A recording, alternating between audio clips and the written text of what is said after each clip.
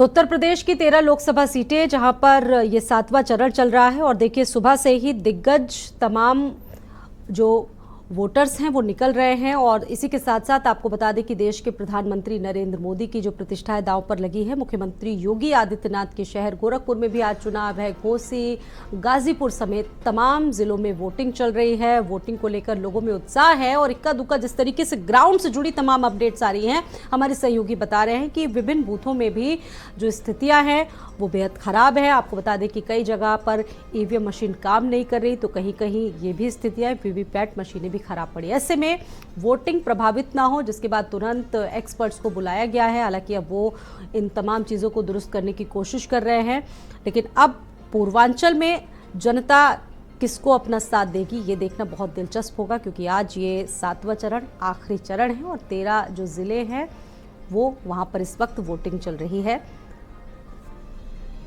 नंदिनी मेरे साथ जुड़ी हुई है, सीधा रुख करेंगे नंदिनी का स्टूडियो 2 से। बिल्कुल स्वाति, देखिए अंतिम पड़ाव है और कई राज्यों में आज सुबह से ही वोटिंग प्रक्रिया शुरू हो चुकी है। हम बात कर रहे हैं उत्तर प्रदेश की, तो यहाँ पर देखिए 13 लोकसभा सीटों पर मतदान हो रहा है और शाम के 6 बजे तक ये वोटिंग प्रक्रिया चलेगी। बेहद महत्वपूर्ण सीटें हैं, कई दिग्गजों की भी प्रतिष्ठा दांव पर लगी हुई है। चलिए हम आपको वोटिंग परसेंटेज बताते हैं कि अभी तक कहाँ पर कितना फीसदी मतदान हुआ है। महाराजगंज में देखिए, यहाँ की अगर हम बात करते हैं तो 14% यहाँ पर मतदान हो चुका है। ये महाराजगंज का वोटिंग फीसदी हम आपको बता रहे हैं, मतदान प्रतिशत। और कुशीनगर की बात की जाए तो यहाँ पर 13.50% यहाँ पर मतदान हुआ है। देवरिया की बात करते हैं तो यहाँ पर 18.74% यहाँ पर मतदान हुआ है। और देखिए अगर हम बात करते हैं बांसगांव की, तो यहाँ पर 10.37% अभी तक मतदान हुआ है। घोसी की बात की जाए तो यहाँ पर 10% अभी तक मतदान हुआ है। और देखिए अगर हम बात करते हैं सलेमपुर और बलिया की, तो सलेमपुर में 13% से अधिक यहाँ पर मतदान हुआ है, वहीं बलिया में 13% से अधिक मतदान हुआ है। तो ये लगातार हम आपको मतदान फीसदी अभी तक का बता रहे हैं। और अब हम चलिए आगे बढ़ते हैं। गाजीपुर की बात की जाए तो यहाँ पर देखिए 13% से अधिक यहाँ पर मतदान हुआ है। चंदौली की बात करते हैं 14% से अधिक यहाँ पर मतदान हुआ है। तो लगातार देखिए 13 लोकसभा सीटों पर वोटिंग प्रक्रिया चालू है। और अब हम बात करेंगे वाराणसी की, तो यहाँ पर 12% से अधिक मतदान हुआ है। मिर्जापुर में वही देखिए 14% से यहाँ पर अधिक मतदान हुआ है। तो ये लगातार मतदान फीसदी हम आपको बता रहे हैं। चलिए आगे बढ़ते हैं। रॉबर्ट्सगंज में देखिए 10% से यहाँ पर अधिक मतदान हुआ है। वहीं अगर हम बात करते हैं दुधी विधानसभा की, तो यहाँ पर 11% से अधिक मतदान हुआ है। तो लगातार देखिए सुबह से ही वोटिंग प्रक्रिया चल रही है। 13 लोकसभा सीटों पर मतदान हो रहा है और अभी हमने आपको बताया कि कहां पर कितना फीसदी मतदान हुआ है। 13 लोकसभा सीटें हैं जिन पर सुबह से ही वोटिंग प्रक्रिया चल रही है। और चलिए अब स्टूडियो का रुख कर लेते हैं, हमारी सहयोगी स्वाति लगातार बनी हुई है। धन्यवाद नंदिनी, आपने जानकारी दी। और वोटिंग परसेंटेज अभी तक का क्या रहा है 10 बजे तक का, आपने तमाम जानकारियां दी, बहुत धन्यवाद। और खास पैनल हमारे साथ मौजूद है इस वक्त। चुनाव पर हम लोग चर्चा कर रहे हैं और विश्लेषण हो रहा है। एक बार रुक करते हैं वरिष्ठ पत्रकार देवकी नंदन मिश्रा जी। देवकी नंदन मिश्रा जी, आप इस चुनाव को आपने बताया कि देख रहे हैं और तमाम पिछले जो वोटिंग पैटर्न्स हैं वो भी आपने समझाने की कोशिश की। अब खासतौर से अगर बात करें एनडीए के साथ तमाम छोटे छोटे दल मौजूद हैं। ओम प्रकाश राजभर जिनकी पार्टी सुबह सपा, उनकी भी काफ़ी अच्छी पकड़ मानी जाती है। घोसी, गाजीपुर का अच्छा खासा असर माना जाता है। आप उनको किस तरीके से देख रहे हैं, क्योंकि उनके बेटे भी खुद चुनावी मैदान में लड़ रहे हैं? नहीं, बिल्कुल आप ठीक कह रही हैं। देखिए आज की तारीख में चूँकि 10 साल भारतीय जनता पार्टी को हो चुका है, तो मैं ओम प्रकाश राजभर से पहले मैं अनुप्रिया पटेल जो अपना दल की हैं उनकी बात करना चाहूँगा, क्योंकि 10 साल हो चुके हैं। 10 साल में अपना दल ने अपनी जो कुर्मी बिरादरी है उसके लिए क्या किया, क्योंकि उनका जो पूरा फोकस है वो कुर्मी बिरादरी पर है, बाकी और उनसे कोई लेना देना किसी से नहीं है। तो उन्होंने उनके लिए क्या किया इन 10 सालों में, जो कुर्मी बिरादरी के लोग हैं जो उनके साथ 2014-2019 में खड़े थे, वो निश्चित तौर पर इन 10 सालों में एक बार उनको कसौटी पर रखेंगे कि उनके लिए इन लोगों ने क्या किया। दूसरा, जो समाजवादी पार्टी ने जो 11 कैंडिडेट दिए हैं, कांग्रेस ने एक कैंडिडेट दिया है, तो इतना क्या कैंडिडेट भारतीय जनता पार्टी ने दिया है, तो भारतीय जनता पार्टी ने इतने कुर्मी लोगों को टिकट नहीं दिया। तो ये सब सारी चीज़ें हैं। और जहाँ तक इनकी बात है ओम प्रकाश राजभर की, ओम प्रकाश राजभर देखिए 2022 में जो है वो उनके साथ थे, अखिलेश यादव के साथ थे, और 17 या 18 सीटों पर चुनाव लड़े थे। 6 सीट उन्होंने जीती थी, एक वो खुद जीते थे और 5 दूसरे लोग जीते थे।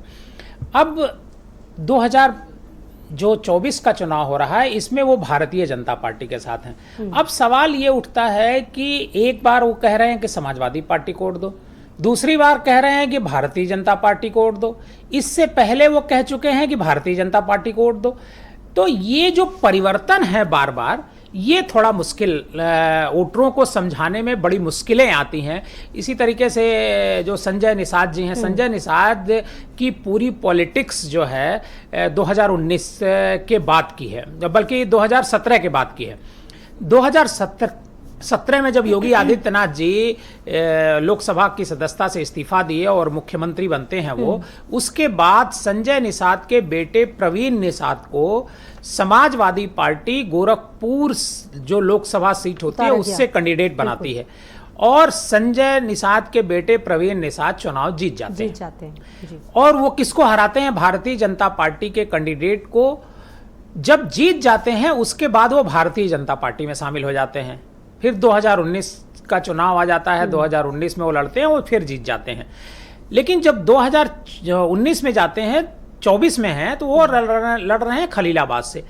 अब उनके जो वोटर्स हैं उनके बीच भी बहुत सारी जो छोटे छोटे और नेता हैं उन्हीं के बिरादरी के, वो भी सेंध लगाने की कोशिश कर रहे हैं। जैसे जिसका नाम काजल निषाद का, जिसका जिक्र आप कर रही थी, काजल निषाद सेंध लगाने की कोशिश कर रही हैं। अगर वो अपने को समझाने में ये कामयाब हो गई कि मुझे वोट दीजिए, तो स्थितियां अलग हो गई। लेकिन एक चीज मैं और कह करके अपनी बात खत्म करूंगा, जो रोहन सिंह जी ने कही कि इस बार बनारस का जो चुनाव है वो बड़ा दिलचस्प होगा, और जो नतीजा होगा वो थोड़ा सा कुछ बहुत ही ज्यादा हाइप वाला मामला है। अब जिसके नाम पर पूरे देश में वोट मांगा जा रहा हो, अगर वो चुनाव हार जाएगा तो फिर तो समझ में नहीं आ रहा है। पूरा देश वही से रिप्रेजेंट होता है। खुद प्रधानमंत्री नरेंद्र मोदी की सीट है। आलोक जी, आ रही हूँ रोहन जी, पहले आलोक जी, प्रधानमंत्री नरेंद्र मोदी का संसदीय क्षेत्र गोरखपुर में भी वोटिंग है, और इसके साथ साथ आपने देखा होगा घोसी में किस तरीके से चीजें चल रही हैं। गाजीपुर में मुख्तार अंसारी का एक बड़ा फैक्टर है, वहां पर आप किस तरीके से देख रहे हैं चीजों को? क्योंकि गाजीपुर में कहा जा रहा है कि सिंपैथी वोट मिल रहे हैं। जी, आलोक जी। नहीं, मुझे नहीं लगता कि जो 21वीं सदी का जो समाज है वो इतनी छोटी बातों पर काम करता है। जिस तरीके से योगी आदित्यनाथ जी ने तस्वीर बदली है, माफियाओं की जो तस्वीर बदली है, अपराध का जो हाल किया, अपराधियों का जो हाल किया है, जो माफिया थे उनको जिस तरीके से खत्म करने का काम किया है हमारी सरकार ने, और जिस तरीके से सबसे बड़ी चीज, एक समय आपको याद होगा कि लोग कहते थे कि सरकारें बदल जाती हैं, विपाशा सरकारें बदल देती है। हमने बिजली, पानी, सड़क पर शानदार काम किया है। और आप उत्तर प्रदेश में अगर आप पूरब से पश्चिम, उत्तर से दक्षिण तक आप जाएंगे तो आपको एक्सप्रेसवे मिलेगा। गांव से आपको शहर जाना है तो आपको शानदार सड़कें मिलेगी। आपको हर घर तक जो नल पहुंचाने का हमने ऐतिहासिक काम किया है। ये तभी सपना था ये, वहां पर हर घर में हम जल पहुंचाते, नल से जल पहुंचा दें, ये बहुत आसान काम नहीं था, लेकिन हमारी सरकार ने इसको किया है। और उत्तर प्रदेश में 95% घरों में हम पहुंच चुके हैं नल से जल पहुंचाने में। तो मुझे लगता है कि इस तरीके के जो विकास के काम हुए हैं, उसकी वजह से सभी जगहों पे हम जीतेंगे, कहीं कोई इसमें कहीं शक की बात नहीं है। और योगी जी का जो क्षेत्र जिसकी बात आपने कही थी, मोदी जी का जो क्षेत्र है, वो काम करने वाले नेता हैं और वो असर जनता के बीच में गया है। कोई सवाल कभी उठाता नहीं योगी जी के काम पर, उनकी नीयत पर, उनकी मेहनत पर कोई सवाल नहीं उठाता।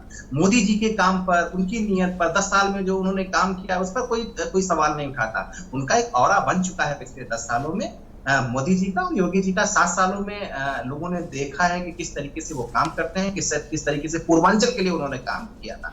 तो मुझे नहीं लगता कि कहीं कोई चिंता करने की जरा भी कोई बाजी बचे।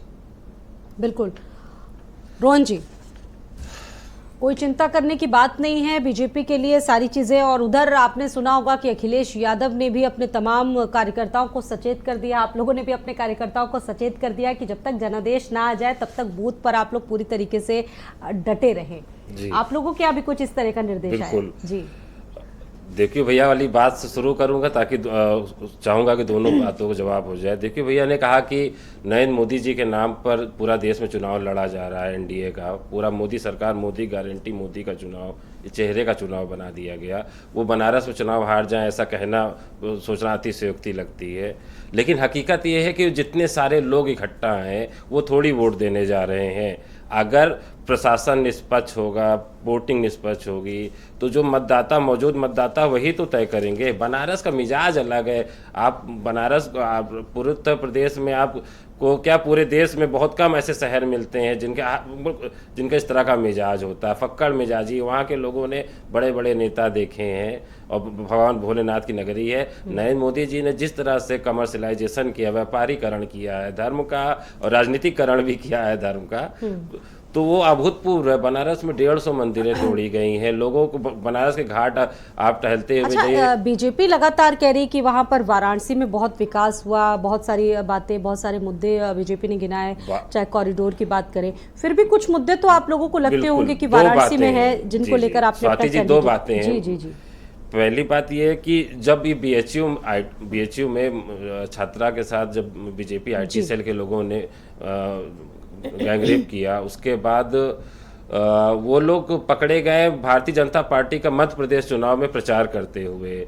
और वो लोग मतलब एक जो कल्चर है जो वो सामने दिख गया भारत में। या आजकल वर्तमान समय में भारतीय जनता पार्टी के पदाधिकारी इसी तरह से गुंडई कर रहे हैं सड़कों पर, काले शीशे करके और तमाम तरीकों से हो रहा है। लोग देखते हैं, कष्ट भी है लोगों को, ज़मीनें कब्जे होती हैं।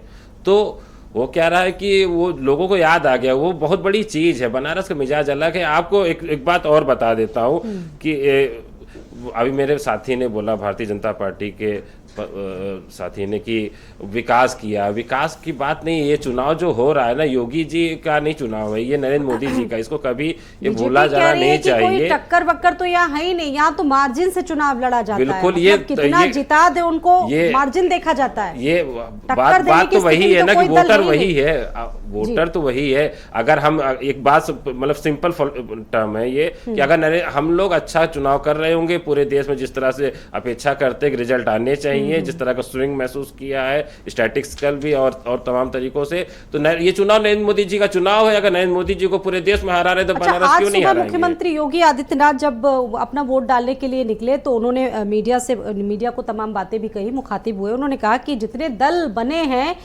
तमाम दलों में 4 जून के बाद फाड़ हो जाएगी। सीधे तौर पर आप लोगों के गठबंधन पर निशाना साधा मुख्यमंत्री योगी आदित्यनाथ।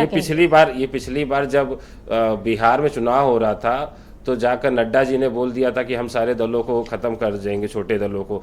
ये डेमोक्रेसी है, ये यहाँ इवॉल्व जैसे होती जाएगी, लोगों के हाथ में डायरेक्ट ज़्यादा से ज़्यादा लोग हिस्सा बनेंगे, उसके पार्टिसिपेशन, जो क्षेत्रीय दल है उस पार्टिसिपेशन को पूरा करते हैं, उन लोगों की मुहिम है, उन लोगों को स्पेस देते हैं, तो वो टूट ही नहीं सकते। ये मतलब बेसिक प्रिंसिपल है, ये हो ही नहीं सकता है। तो इस बात पर योगी जी की बात पॉसिबल नहीं है डेमोक्रेटिक टर्म में। ठीक है, अब एक बड़ी अपडेट अपने दर्शकों को इस वक्त बता रहे हैं सोनभद्र से।